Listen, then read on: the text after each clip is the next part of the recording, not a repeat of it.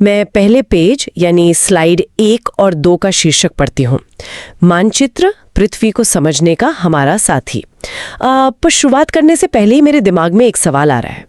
पूछिए। मतलब कि ग्लोब तो पूरी पृथ्वी का अध्ययन करने के लिए बहुत उपयोगी होता है ना, तो जब हमें सिर्फ एक राज्य या मान लीजिए एक गांव को समझना हो तो अचानक से इस मानचित्र की आवश्यकता क्यों पड़ जाती है? तो देखिए, इसका बहुत ही सटीक जवाब हमारी स्लाइड 2 के टेक्स्ट में दिया गया है। मैं इसे पहले शब्दशः पढ़ता हूं। जब हम पूरी पृथ्वी का अध्ययन करना चाहते हैं तब ग्लोब हमारे लिए काफी उपयोगी साबित होता है। लेकिन जब हम पृथ्वी के केवल एक भाग जैसे अपने देश, राज्यों, जिलों, शहरों तथा गांवों के बारे में अध्ययन करना चाहते हैं तो यह हमारे लिए उतना उपयोगी साबित नहीं होता। ऐसी स्थिति में हम मानचित्रों का उपयोग करते हैं। मानचित्र पृथ्वी की सतह या इसके एक भाग का पैमाने के माध्यम से चपटी सतह पर खींचा गया चित्र है। मतलब कि अगर पूरी दुनिया को एक साथ देखना है तो ग्लोब उठाइए, लेकिन अगर अपने मोहल्ले की गली ढूंढनी है तो ग्लोब किसी काम का नहीं है। बिल्कुल सही। और इस बात को और गहराई से समझाने के लिए इसी स्लाइड में एक आओ करके सीखें वाली गतिविधि है। मैं पढ़ता हूं। एक रबर की पुरानी गेंद लें एवं उस पर कोई रेखा चित्र बनाएं। आप उस पर उत्तर एवं दक्षिण ध्रुव को भी चिन्हित कर सकते हैं। अब चाकू से इस गेंद को काटें तथा उसे चपटा करने की कोशिश करें। देखें कि किस प्रकार रेखा चित्र का रूप बिगड़ जाता है। अरे वाह, ये तो बिल्कुल उस बात की तरह हो गया ना, जैसे किसी संतरे को छीलकर उसका छिलका मेज पर सपाट बिछाना हो। हाँ, एकदम सटीक उदाहरण। संतरे का छिलका सपाट करते ही बीच से सिकुड़ जाएगा या किनारों से फट जाएगा। उसका मूल आकार पूरी तरह बिगड़ जाएगा। और यहाँ चित्र में दिखाया गया है, एक तरफ गोल ग्लोब, बीच में एक चपटा मानचित्र और नीचे एक कटी हुई रबर की गेंद। ये चित्र बहुत साफ तरीके से समझा रहा है कि किसी गोल आकार को, मतलब हमारी त्रिआयामी पृथ्वी को, जब हमें कागज पर चपटा करते हैं तो उसमें कुछ न कुछ विकृति तो आती ही है। हाँ बिल्कुल। तो जब हमें मानचित्रों की ये बुनियादी उपयोगिता और उनकी चुनौती समझ आ गई है तो चलिए आगे बढ़ते हैं। अब जानेंगे कि इनका संग्रह क्या कहलाता है और ये कितने प्रकार के होते हैं। बिल्कुल। तो स्लाइड 3 पर एटलस के बारे में लिखा है। मैं शब्दशः पढ़ती हूँ। जब बहुत से मानचित्रों को एक साथ रख दिया जाता है तब वह एटलस बन जाता है। एटलस विभिन्न प्रकारों तथा अलग अलग पैमानों से खींची गई मापों पर आधारित होता है। मानचित्रों से एक ग्लोब की अपेक्षा हमें ज्यादा जानकारी प्राप्त होती है। अब इसे आसान भाषा में समझें तो एटलस कोई एक नक्शा नहीं है, बल्कि बहुत सारे मानचित्रों की एक पूरी किताब है। एक ग्लोब तो सिर्फ धरती का ऊपरी आवरण दिखाता है, लेकिन एटलस हमें बहुत गहराई में जानकारी देता है। कहीं पूरा विश्व है तो अगले पन्ने पर सिर्फ एक राज्य।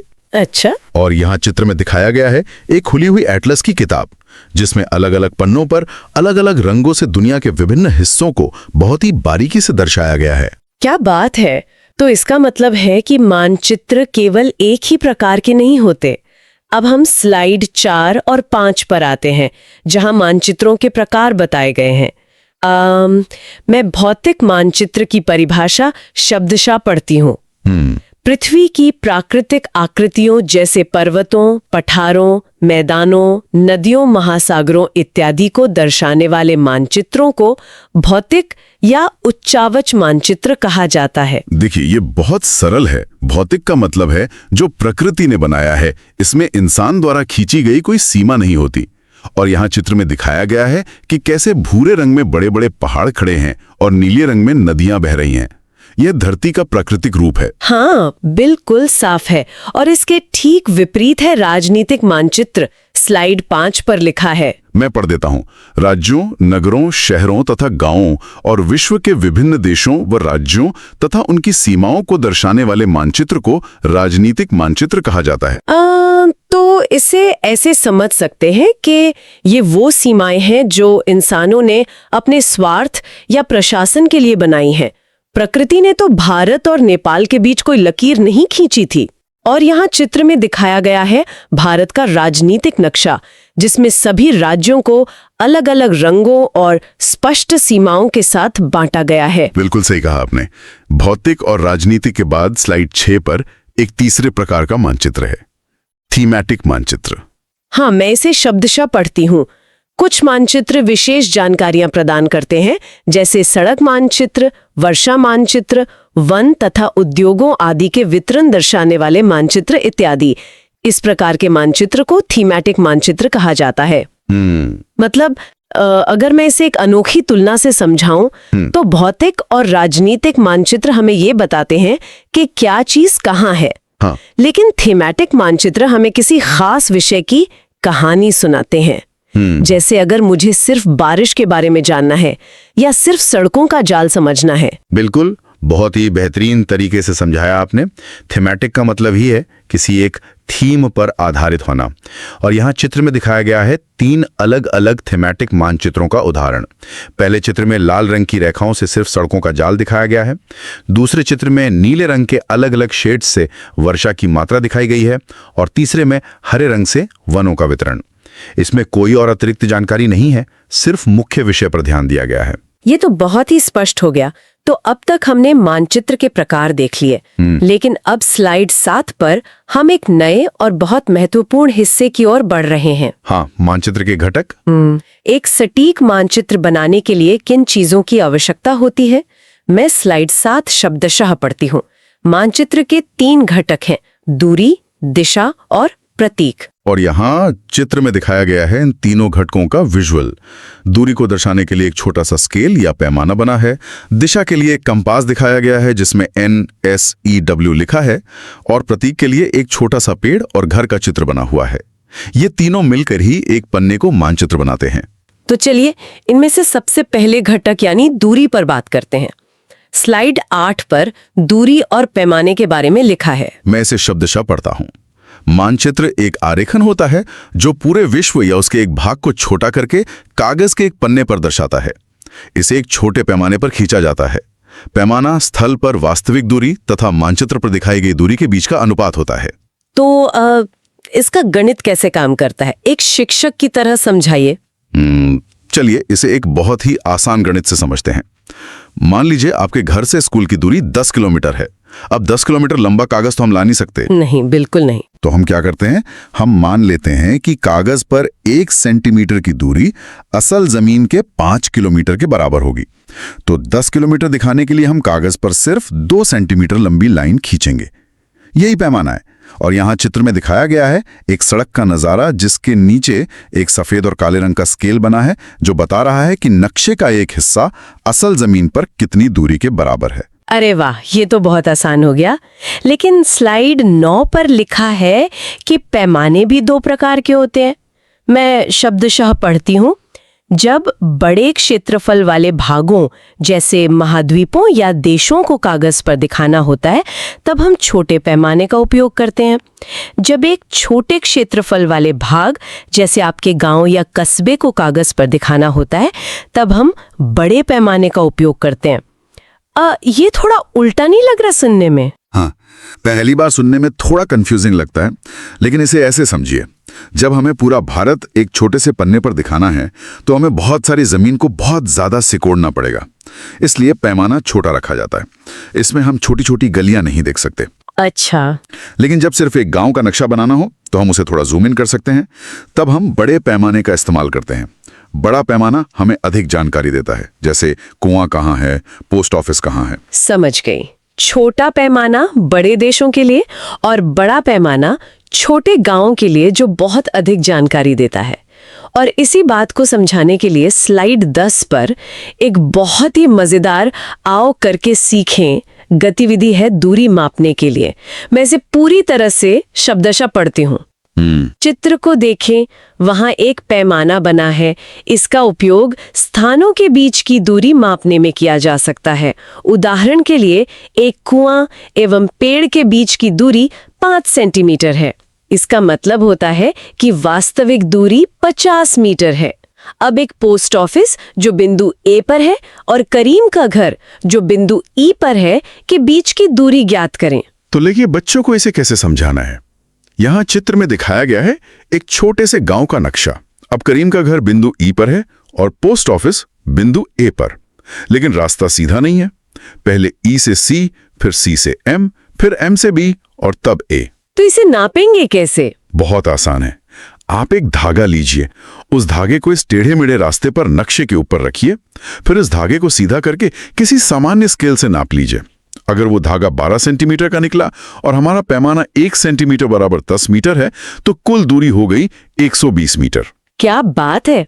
मतलब धागे और स्केल से कोई भी घुमावदार रास्ता नापा जा सकता है। बिल्कुल। तो चलिए, हमने दूरी तो नाप ली, लेकिन हमें जाना किस तरफ है ये कैसे पता चलेगा? इसके लिए दूसरा घटक काम आता है। स्लाइड 11 पर दिशा की बात की गई है। मैं शब्दशः पढ़ती हूँ। अधिकतर मानचित्रों में ऊपर दाहिनी तरफ तीर का निशान बना होता है, जिसके ऊपर अक्षर उ लिखा होता है। यह तीर का निशान उत्तर दिशा को दर्शाता है। इसे उत्तर रेखा कहा जाता है। जब आप उत्तर के बारे में जानते हैं, तब आप दूसरी दिशाओं जैसे पूर्व, पश्चिम तथा दक्षिण के बारे में पता लगा सकते हैं। इन्हें प्रधान दिग्बिंदु कहा जाता है। और यहाँ चित्र में दिखाया गया है दिशाओं का एक चक्र, जिसे कंपास रोज कहते हैं। इसमें सबसे ऊपर उ यानी उत्तर, नीचे द यानी दक्षिण, दाईं ओर पू यानी पूर्व और बाईं ओर प यानी पश्चिम लिखा है। ये 4 मुख्य दिशाएं हैं। हाँ, और इनके बीच की दिशाएं भी हैं, उत्तर पूर्व, दक्षिण पूर्व, दक्षिण पश्चिम और उत्तर पश्चिम। इन्हीं मध्यवर्ती दिशाओं की मदद से हम किसी भी जगह की बिल्कुल सटीक स्थिति बता सकते हैं। लेकिन अगर हमारे पास नक्शा ना हो और हम कहीं जंगल में हो, तो दिशा कैसे पता चलेगी? स्लाइड 12 पर इसका जवाब है दिक्सूचक यानी कंपास। मैं इसे शब्दशः पढ़ती हूँ। हम दिक्सूचक की सहायता से किसी स्थान की दिशा का पता लगा सकते हैं। यह एक यंत्र है जिसकी सहायता से मुख्य दिशाओं का पता लगाया जाता है। इसकी चुंबकीय सुई की दिशा हमेशा उत्तर दक्षिण दिशा में ही होती है। ये दिक्सूचक विज्ञान का एक बहुत ही शानदार आविष्कार है। हमारी पृथ्वी अंदर से एक विशाल चुंबक की तरह काम करती है। तो इस यंत्र के अंदर जो एक छोटी सी चुंबकीय सुई होती है ना, वो हमेशा पृथ्वी के चुंबकीय क्षेत्र के हिसाब से खुद को उत्तर और दक्षिण दिशा में ही रोकती है। चाहे आप इसे कितना भी हिला लें, ये रुकने पर हमेशा उत्तर दक्षिणी दिखाएगी। अरे वाह! और यहाँ चित्र में दिखाया गया है एक दिक्सूचक यंत्र जो एक छोटी सी गोल डिब्बी जैसा है, जिसमें लाल रंग की सुई उत्तर की ओर इशारा कर रही है। ये तो नाविकों के लिए बहुत बड़ा वरदान रहा होगा। बिल्कुल, इसी के भरोसे तो पूरी दुनिया की खोज हुई है। यह किसी भी मानचित्र का तीसरा प्रमुख घटक है। किसी भी मानचित्र पर वास्तविक आकार एवं प्रकार में विभिन्न आकृतियों जैसे भवनों, सड़कों, पुलों, वृक्षों, रेल की पटरियों या कुएं को दिखाना संभव नहीं होता है। इसलिए वे निश्चित अक्षरों, छायाओं, रंगों, चित्रों तथा रेखाओं का उपयोग करके दर्शाए जाते हैं। और इसके आगे मैं पढ़ देता हूँ। मानचित्रों की एक विश्वव्यापी भाषा होती है जिसे सभी आसानी से समझ सकते हैं। इन प्रतीकों के उपयोग के संबंध में एक अंतर्राष्ट्रीय सहमति है। ये रूढ़ प्रतीक कहे जाते हैं। मेरा एक सवाल है, अगर प्रतीक न हो तो क्या हम मानचित्र पर असली रेलवे लाइन या मंदिर का छोटा चित्र नहीं बना सकते? देखिए, पहली बात तो ये कि नक्शे पर इतनी जगह ही नहीं होती। अगर आप असली जैसा दिखने वाला मंदिर बनाने बैठेंगे तो वो बहुत जगह ढेर लेगा। हाँ, ये भी है। और दूसरी बात है भाषा की। मान लीजिए आप चीन गए हैं और वहां का नक्शा आपकी भाषा में नहीं है। अगर वहां प्रतीक ना हो तो आप कभी नहीं समझ पाएंगे कि अस्पताल कहाँ है या रेलवे स्टेशन कहाँ है। इसीलिए दुनिया भर के देशों ने मिलकर ये रूढ़ प्रतीक तय किए हैं जो पूरी दुनिया में एक जैसे होते हैं। अच्छा, तो ये एक तरह की अंतर्राष्ट्रीय भाषा है। और यहाँ चित्र में दिखाया गया है एक पूरी तालिका जिसमें रेलवे लाइन के लिए पटरियों जैसे निशान हैं, पक्की और कच्ची सड़क के लिए सीधी और टूटी हुई रेखाएं हैं, मंदिर, मस्जिद और गिरजाघर के लिए उनके छोटे छोटे चिन्ह बने हैं। बिल्कुल। और स्लाइड 14 पर इन प्रतीकों में रंगों के प्रयोग की बात की गई है। मैं शब्दशः पढ़ती हूँ। विभिन्न रंगों का उपयोग भी इसी उद्देश्य से किया जाता है। उदाहरण के लिए सामान्यतः नीले रंग का इस्तेमाल जलाशयों, भूरा रंग पर्वतों, पीला रंग पठारों और हरा रंग मैदानों को दर्शाने के लिए किया जाता है। इसे याद रखना बहुत ही आसान है। पानी कैसा दिखता है? नीला। बस इसीलिए जलाशय नीले रंग से दिखाए जाते हैं। पहाड़ चट्टानों और मिट्टी के होते हैं तो वो भूरे रंग से, और घास के मैदान हमेशा हरे होते हैं तो उन्हें हरे रंग से दर्शाया जाता है।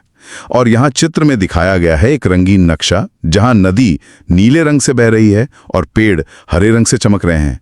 ये प्रकृति के रंगों का ही इस्तेमाल है। तो क्या हर बार किसी को रास्ता बताने के लिए हमें पैमाने और इन अंतर्राष्ट्रीय प्रतीकों की आवश्यकता होती है? नहीं। इसी का जवाब हमें स्लाइड 15 में मिलता है। रेखा चित्र। मैं शब्दशः पढ़ती हूँ।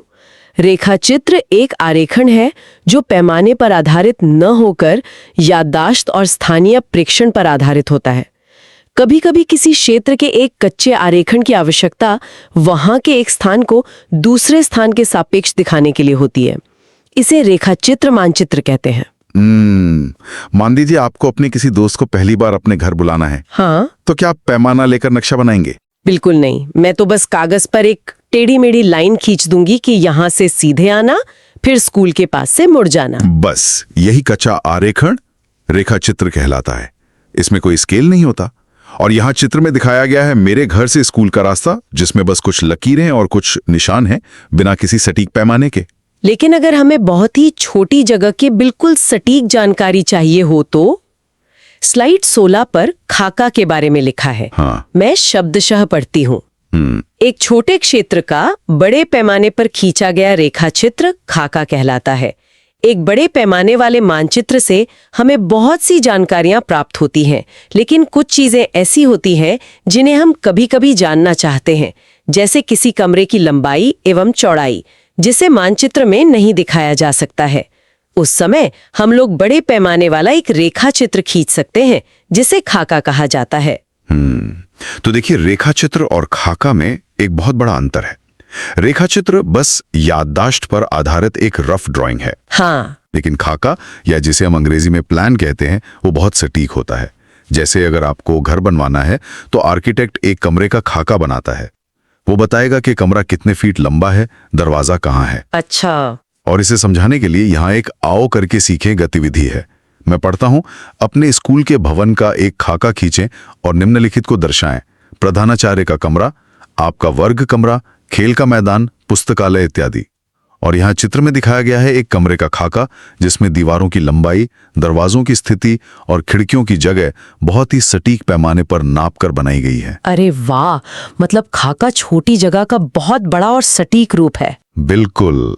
तो अब हम अपने इस विस्तृत अध्ययन के बिल्कुल अंतिम पड़ाव पर आ गए हैं, निष्कर्ष और सारांश।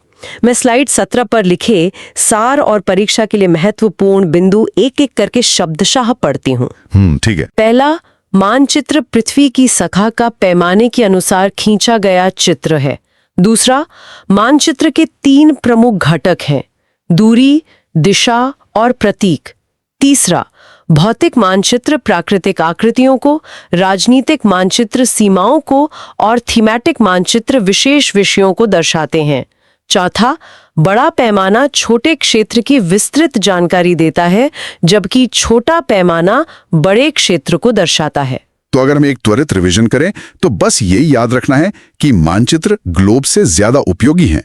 इसके 3 पिलर्स हैं, दूरी जो हम पैमाने से नापते हैं, दिशा जो कंपास से पता चलती है, और प्रतीक जो दुनिया की साझा भाषा है। और पैमाना जितना बड़ा होगा, जानकारी उतनी ही बारीक मिलेगी।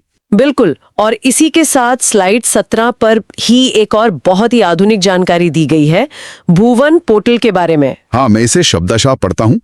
भुवन एनसीईआरटी वेब पोर्टल छात्रों को उपग्रह छवियों, सैटेलाइट इमेजेस के माध्यम से पृथ्वी के विभिन्न हिस्सों का अध्ययन करने की सुविधा प्रदान करता है। यह डिजिटल मैपिंग का एक आधुनिक उदाहरण है। और यहाँ चित्र में दिखाया गया है अंतरिक्ष से ली गई एक वास्तविक उपग्रह छवि या सैटेलाइट इमेज, जिसमें जमीन का असली रूप डिजिटल स्क्रीन पर दिखाई दे रहा है। मतलब आज हम कागज के नक्शों से निकलकर सीधे सैटेलाइट तक पहुंच गए हैं। ये तो सच में अद्भुत है। क्लास 12 तक पूरी तरह उपलब्ध है। आप इन सभी पीडीएफ नोट्स का प्रिंट आउट भी निकलवा सकते हैं और ये सभी सामग्री बहुत ही कम कीमत में प्रदान की जा रही है। आपको यह भी मालूम होना चाहिए कि लगभग सभी प्रतियोगी और स्कूल स्तर की परीक्षाओं में पूछे जाने वाले प्रश्न एनसीईआरटी से ही आते हैं, इसलिए यह सामग्री आपके लिए बेहद उपयोगी साबित होगी। अगर आप ये एनसीईआरटी साइंस पीडीएफ लेना चाहते हैं तो अभी हमें व्हाट्सएप पर मैसेज करें। WhatsApp number 7739541921। आपकी तैयारी को मजबूत बनाने के लिए हम हमेशा आपके साथ हैं। दोस्तों, हमारे पास एनसीईआरटी की साइंस की नोट्स क्लास 6 से लेकर क्लास 12 तक पूरी तरह उपलब्ध है।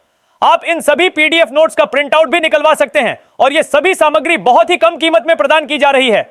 आपको यह भी मालूम होना चाहिए कि लगभग सभी प्रतियोगी और स्कूल स्तर की परीक्षाओं में पूछे जाने वाले प्रश्न एनसीईआरटी से ही आते हैं, इसलिए यह सामग्री आपके लिए बेहद उपयोगी साबित होगी। अगर आप ये एनसीईआरटी साइंस पीडीएफ लेना चाहते हैं तो अभी हमें व्हाट्सएप पर मैसेज करें।